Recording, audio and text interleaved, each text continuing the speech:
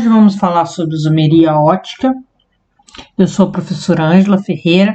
Eu peço que curta o vídeo antes de assistir a aula para você não esquecer e me acompanhe para entender um pouquinho sobre isomeria ótica. O que é isomeria ótica?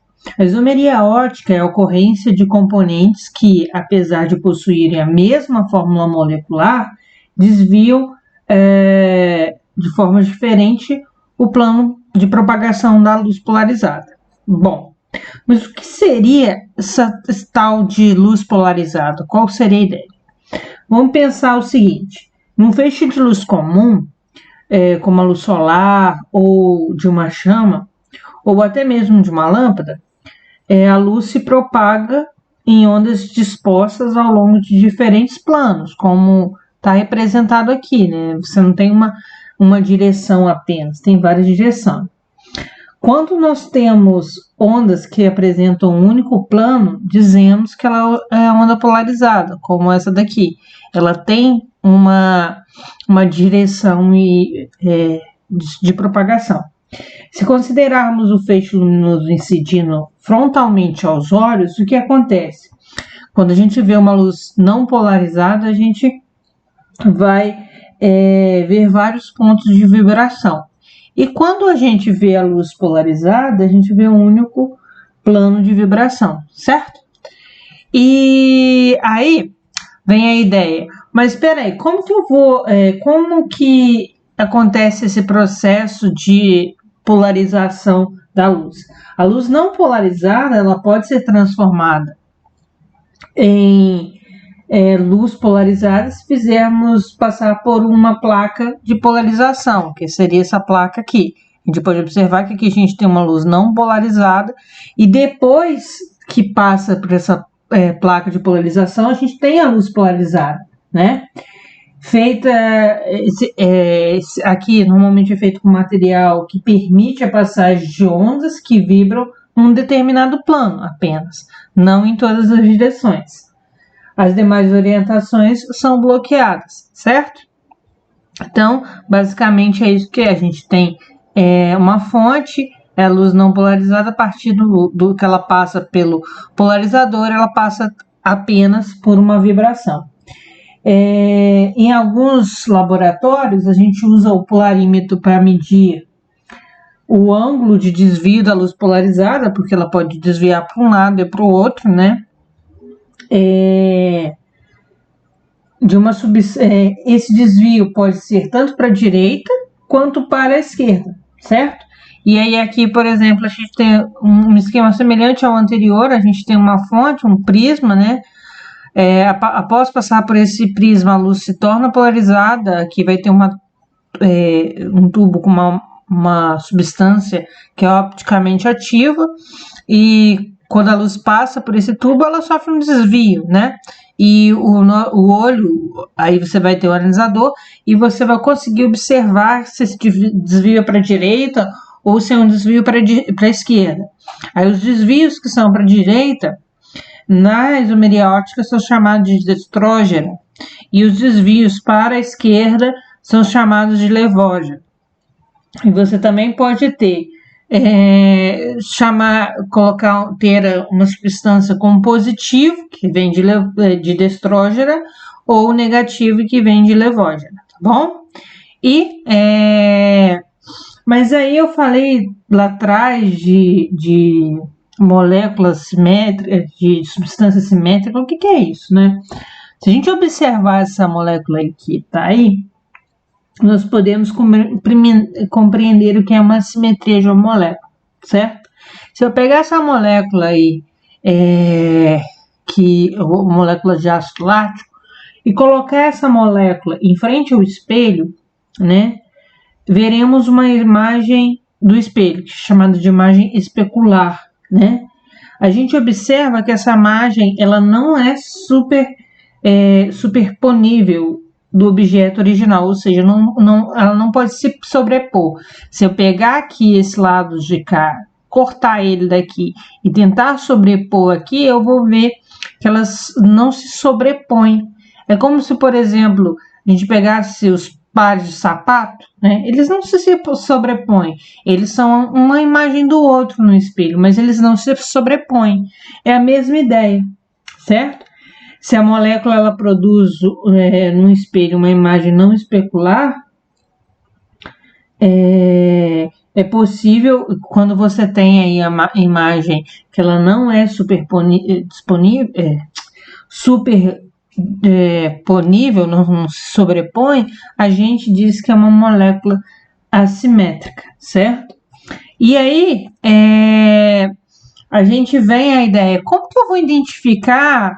Eu vou sempre ter que imaginar aquela molécula no espelho para saber se ela tem uma assimetria ou não. Não é isso. Você vai olhar numa molécula, uma cadeia carbônica, né? Você vai identificar para saber se existe carbonos assimétricos ou não.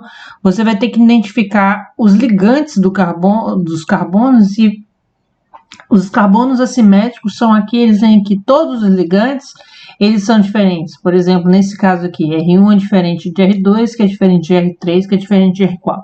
Todos os ligantes naquele carbono, eles têm que ser diferentes. Um exemplo prático disso é que esse carbono aqui, ele tem uma ligação com NH2, o CH3, o H e o CH2. Ou seja, esse carbono aqui é um carbono dito assimétrico. A gente tem uma convenção de, quando a gente representa o carbono assimétrico, colocar um asterisco para poder identificar, certo? Aqui a gente tem um outro exemplo, esse carbono 3 aqui, ó, a gente pode colocar um asterisco nele, porque ele é um carbono assimétrico. Esse lado aqui você tem um ligante CH2CH3 ou HCH3 e aqui um ligante diferente, ou seja, todos os ligantes ligados ao carbono 3 ali são diferentes em si. Então, eu tenho ali um carbono assimétrico, certo? Então, é assim que a gente identifica os carbonos assimétricos. Como que eu vou identificar, por exemplo, o número de isômeros opticamente ativos de uma determinada substância?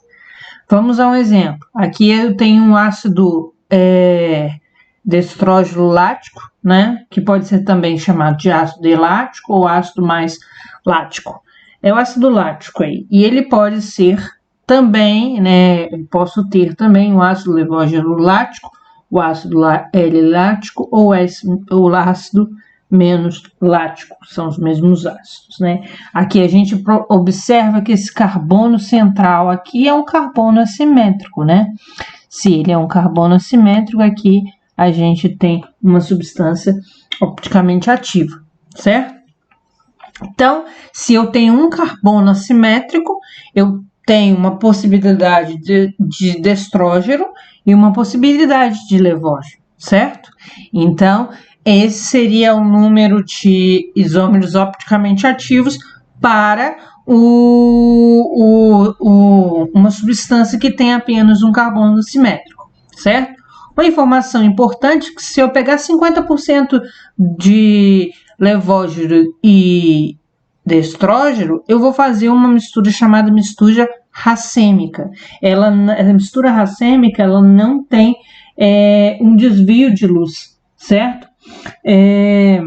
Porque ali você tem 50% de um, 50% de outro, né? Você tem uma mistura que a gente chama de mistura racêmica, ok? Então, como é que você vai identificar? Vamos ver um outro exemplo aqui, olha só.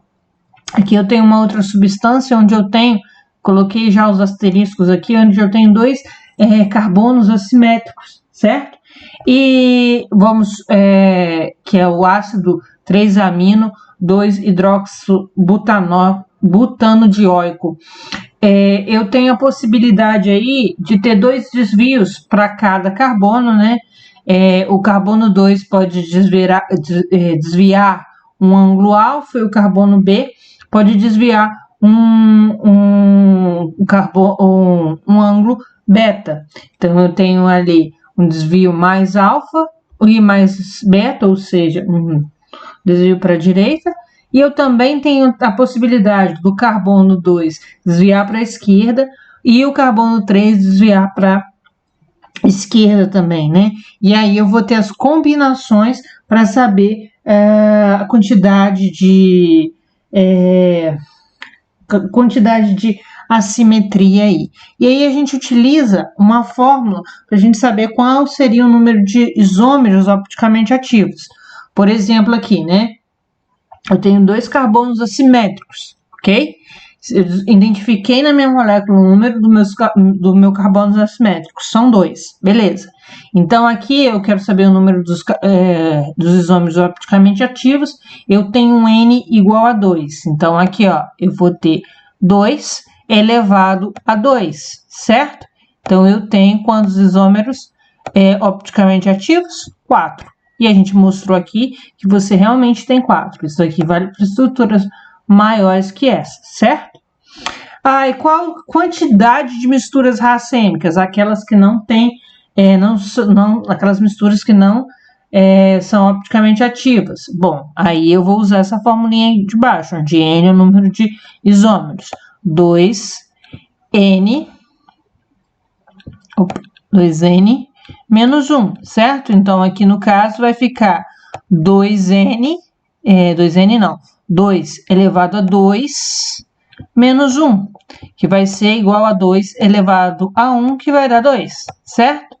Então, eu tenho duas possibilidades de misturas racêmicas, que são aquelas que você não vai ter desvio, que seria a combinação desses desvios aqui. Quando eu tiver lá um carbono 2 desviando mais alfa e junto com menos alfa aqui, ou mais beta junto com menos beta aqui, seriam as possibilidades onde eu não teria desvio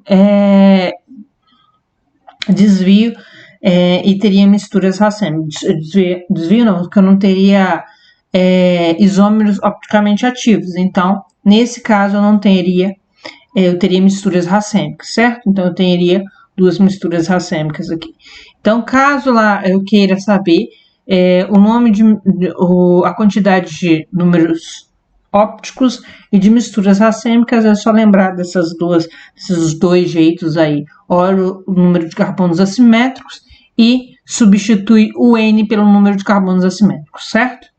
Então, eu espero que vocês tenham entendido essa parte de isomeria óptica. Ela basicamente é isso. Eu espero que vocês tenham entendido. Caso tenha ficado alguma dúvida, deixa nos comentários. Se tiver sugestões também, deixa nos comentários. Eu agradeço vocês assistirem até aqui, né? Quem não é inscrito no canal, peço que se inscreva no canal. Siga lá no Instagram, Prof. Ângela Ferreira, para mais dicas de química. E o meu muito obrigado.